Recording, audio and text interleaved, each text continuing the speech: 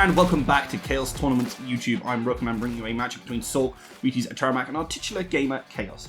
It's a pretty artifact-centric pod with Emery and Tishar, and also Prosper, who's going to be likely focusing on those treasures. So that's definitely going to be a key theme of today. So let's get right on into it. Sork is up first on Emery and kicks things off with a decent start, gearing up with a couple of artifacts and an Urza sub, which is obviously going to likely be very relevant later.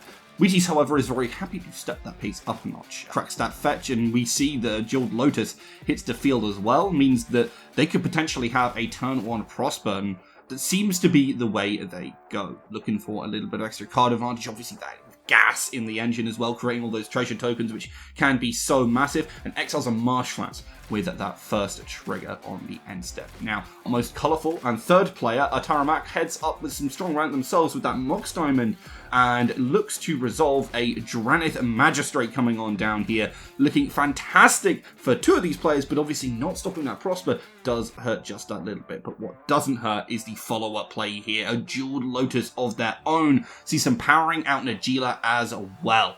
Ready and exceedingly willing to lay down the hurt and set up that early clock in the coming turns. But with only a few cards left, they pass on over to Ka0s. And Ka0s, well, look, they're not able to play Tishar this turn, but they sure as heck do have a little bit of power with that Mana Vault coming out already. And lands into an early Foundry Expector you guys are about to see, using it to play a Hope of Girapur for free, which is a strong start, especially that Foundry Expector is going to do massive work for Ka0s in the coming turns. Already rocks from a lot of the players so far. Obviously, the Lotus Battle is not exactly what they want to be using, but it's something, at least for the Emery player here. But the Emery player is able to hit a land as Sork ramps up that little bit, but unfortunately not able to focus on that game plan with the Emery so far to try and get that card advantage. They are going to be able to go a little bit forward, but we can see that Wheaties does move forward a little bit here, as they're going to be able to use that Marsh to create a treasure and have that land drop for a turn. They're going to be using that extra mana to pump out some more rocks as well with the Felwar Stone that is going to be coming down. And that's a big focus for this Prosper deck. Get that mana early and then just look to storm off. You can see it using it for some of the more open plays in general as well, as they fetch away with that Marsh Flats. I like to see exactly what Wheaties is going to be able to do to shut down some of the pressure that's likely going to be coming their way as soon as Ataramak gets that little bit more, because right now can't really swing on into the Prosper because obviously he's a bit of a decent blocker. That Felwar Stone finally hitting, and Wheaties setting themselves up well. So play then heads on over to Ataramak, who is going to think for a second, do that draw, and has a decent board for themselves with Dranith and Najila already out. It's going to drop a land, Flooded Strand. Maybe fetch that away, or maybe just keep it open for now. And head straight into combat, swinging over at Sork. Now, this looks great on paper, as they're the only player to swing on into, but they do actually have access to enough mana to create this construct here. They sack away the Lotus Petal, and that's going to trade into Najila, and this is really bad for Ataramak.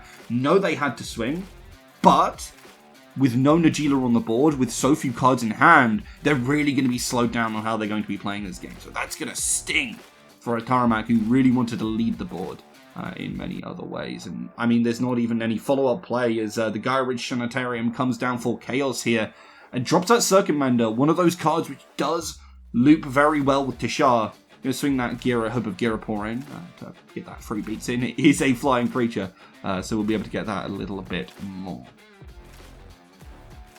Speaking of 1 damage coming on in as well, Sork takes that 1 damage from the Prior Najila swing, and also searches for a 1-0 cost in their deck, and that Aether Spell Bomb is exactly what Sork wants to get here. That Dranith Magistrate is a real problem for their deck. Being able to get rid of it would be especially nice here, as they're going to do just that. Pop it, bouncing the Dranith, and looking to play Emery here. Emery, obviously a key function of the deck, being able to get all those cards back from the graveyard as long as they're artifacts, being able to keep on it going. It's going to be interesting to see what they hit off the spin here, but Urza, Time Twister, Brainstorm, and Reshape. No artifacts put into the bin. I mean, they've still got access to the Lotus Petal, among other things, and obviously the Aether Spell Bomb if they need it, but not exactly where they want it to be. They wanted to maybe get a little bit more gas in that situation. So the turn is going to pass on over to Wheaties. Now, Prosper, especially with that mana vault, comes on in, has access to a lot of mana to that turn.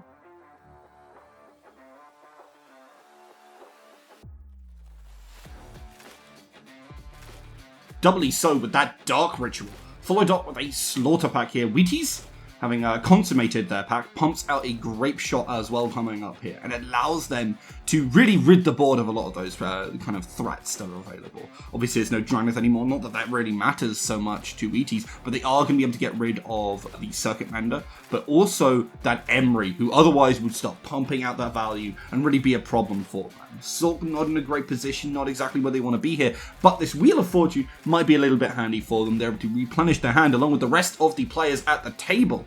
And I really like this for Wheaties here. They've invested a lot, and they're going to be able to keep on pumping out more in the coming turns. They're going to be able to play out a Mox Diamond, ramping even further, which is exactly where Wheaties wants to be, utilizing a lot of this. Obviously, right now, a Oof would be absolutely brutal to pretty much every player in the game.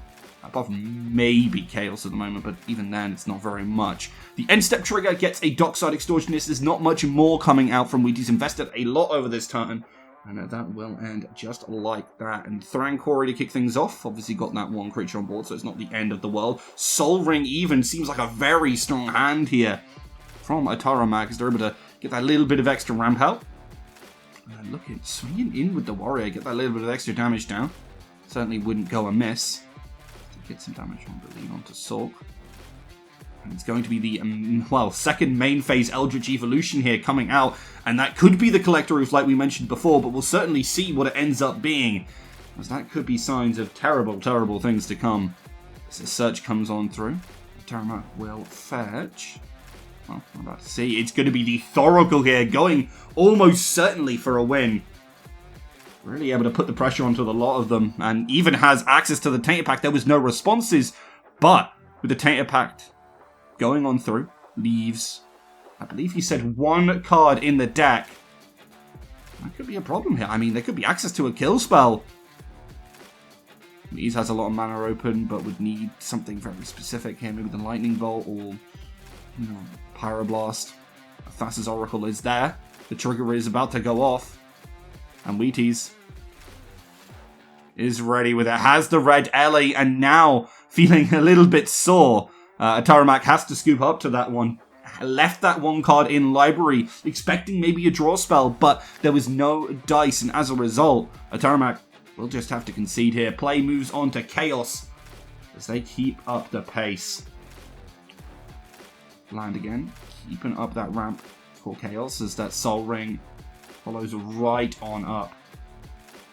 Ataramak kicking themselves right now, but that Glint Orc hitting the field has taken players away from Atarak's win and gone, oh, okay, now there's some real sauce coming out from Ka0s. Players seem to know it's quite scary, but don't forget, guys, that Soul Guide Lantern is in play for Sorg, so able to lock out that Tashar from a lot of options here. Going to be able to bounce back and reset that Mana Vault, which is certainly not bad. It's plus mana for sure. Be able to replay that one out and uses it straight away.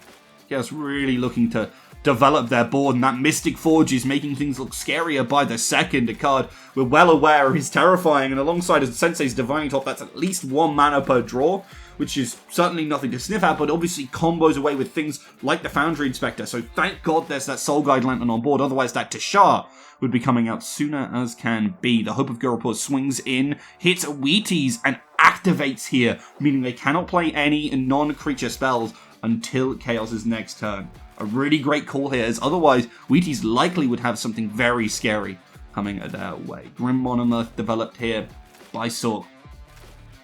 Maybe to bring themselves back on in. Does have that third land from the reinvigorated hand from the wheel.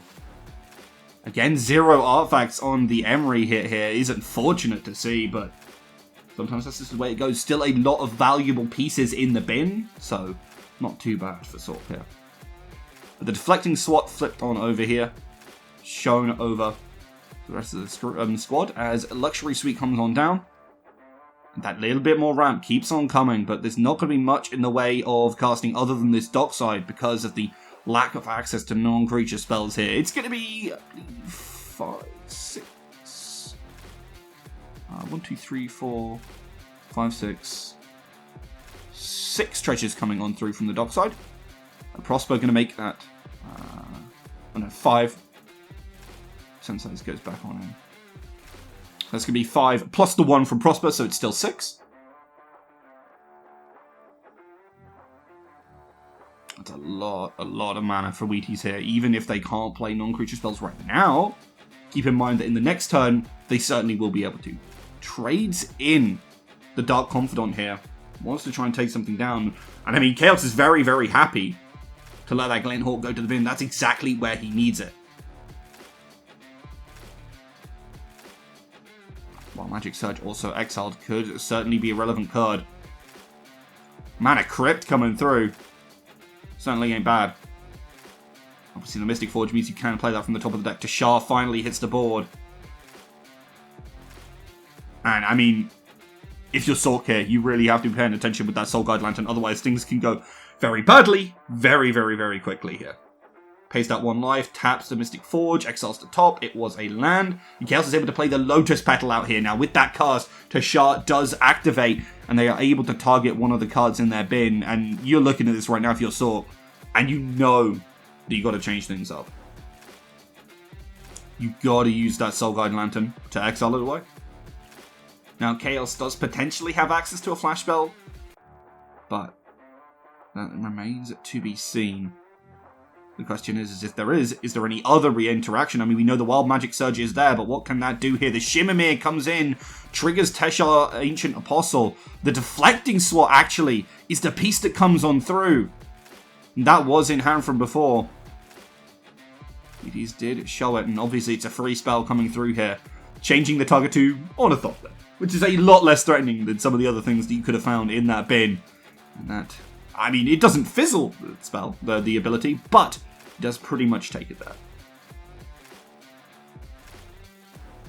Moving on forward, that is Ka0s passing the turn. It's over to Wheaties needs to pay that Slaughter Pact. Did not pay it in the previous turn. Doesn't matter too much. Obviously had more than enough mana to be able to pay for that one. So would not have died. So just going to pay it now. I believe we're moving to Sol's turn though. That's the Emery. Does turn back and gets the Soul Guide Lantern right back in their hand. Sorry, right back on the field, apologies. And that is exactly where they want it. Really needs to put a lock and a stop to Ka0s right now, who is threatening one hell of a win if the players do not interact. But returns to Wheaties, now has access to non-creature spells and is really looking for it. Drops down an Ancient Tomb, has access to a lot of mana right now, and we've seen this deck storm through before, but Bolas' Citadel is the card that lands with 31 life. I mean, that is almost certainly going to be some form of win coming through here if it's not interacted with. It's kind of difficult. There's only one blue player at the table, and it looks like with the player getting ready to tap those 2 lands, it could just be a counterspell coming through here, which is exactly where Sork wants to find themselves. Has access to just straight counterspell. Is there going to be interaction? That red Alley Blast already gone, dealing with the Thassa's Oracle. The Wild Magic Surge does allow them to create a treasure. Don't know what they'll need more treasures for. Not many interaction pieces that are worth 7+ mana. Wild Magic Surge is going to target Tashar. Does allow them to bring out... Ooh, that's actually pretty fantastic. I can't remember its name, but it does allow you to return a card from the graveyard to the hand. As long as it's an artifact, which certainly can go infinite with Tashar here. Mana Confluence is defeated. Well, sorry, it hits into exile. It's going to be damage from the Mana Crypt come through. Yes, it is. Ka0s. Takes a hand. Looks at top. Has access to that top still, importantly here. Going to play out Grand Abolisher, and the players know that that could be curtains. They need interaction, and they desperately need it now, but there is none. Tashar hits the field. Can't access that Soul Guide Lantern now.